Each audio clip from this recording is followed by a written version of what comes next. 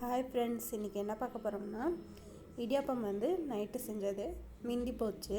இப்போ காலையிலைக்கு இதே வச்சு நம்ம ஒரு ரெசிபி செஞ்சிடலாம். வாங்க எப்படி செய்யலான்ட்டு பார்க்கலாம். ஃபஸ்ட்டு கடாயை அடுப்பில் வச்சுட்டு ஆயில் போட்டுக்கலாம். ஆயில் ஹீட் ஆனதும் ஒரு ஸ்பூன் கடுகு சேர்த்துக்கோங்க. கடுகு நல்லா பொரிஞ்சதுக்கப்புறம் கடலைப்பருப்பு சேர்த்துக்கோங்க. சேர்த்து நல்லா வறுத்துக்கோங்க. அதுக்கப்புறம் பச்சை மிளகாய் சேர்த்துருக்கேன். பச்சை மிளகாய் சேர்த்து பச்சை மிளகாயும் நல்லா வறுத்துக்கோங்க. அதுக்கப்புறம் மஞ்சள்தூள் சேர்த்துக்கலாம் கலருக்கு.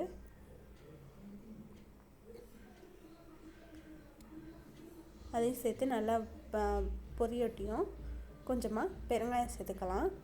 அதுவும் லேசாக பொரிஞ்சதுக்கப்புறம் ஸ்டவ் ஆஃப் பண்ணிவிட்டு லெமன் ஜூஸ் சேர்த்துக்கிட்டேன். இப்போ நம்ம அந்த இடியாப்பத்தை சின்ன சின்னதாக உதுத்து வச்சுருக்கோம். அதை சேர்த்து நல்லா கிளற வேண்டியதான். நம்மளோட லெமன் இடியாப்பம் ரெடி ஆயிடுச்சு. நம்ம லெமன் சாதம் எப்படி செய்வோமோ அதே மாதிரி தான் இந்த மட்டும் இடியாப்பத்தில் செஞ்சு சாப்பிட்டு பாருங்கள், ரொம்ப நல்லாயிருக்கும். இடியாப்பம் பிடிக்காது அப்படிங்கிறவங்க கூட இது மாதிரி செஞ்சு கொடுத்தீங்கன்னா ரொம்ப விரும்பி சாப்பிடுவாங்க.